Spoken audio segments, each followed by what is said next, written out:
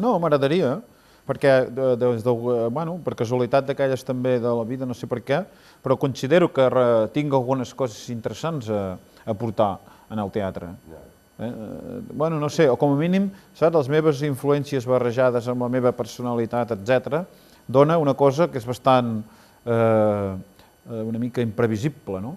I una mica original, saps? I tothom que d'alguna manera ha sentit aquesta, no sé, que ha vist les obres i així, jo crec que es pot desenvolupar molt més. És una línia que no està, sobretot per por al fracàs, no? Perquè també són obres molt difícils.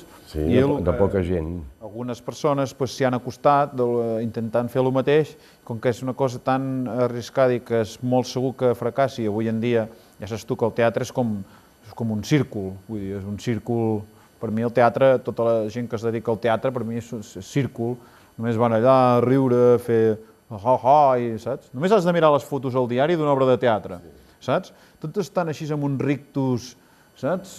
Així, o riguent molt, o cridant molt, sempre els agafen, saps, amb rictus. Circula això, no és teatre, vull dir, són pallassos que van allà per entretenir la gent. És que és molt dramàtic això, el món del teatre actual. No conec els altres països, però aquí és molt dramàtic.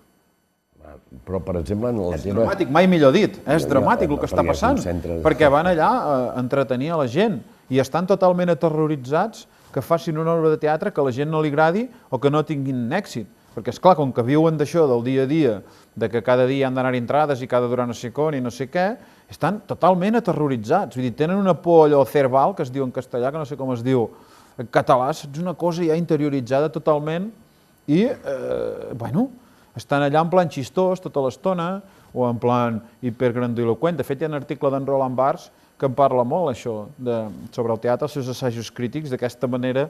Ell era un gran admirador de Brecht, la mesura en què proposava unes coses que no passaven per aquí, o era una altra fórmula, saps? Però que com a mínim, hòstia, s'evitava tot això, i aquesta gent, ja t'ho dic, ho trobo patètic. No vaig mai al teatre, excepte alguna vegada que ve algú estranger,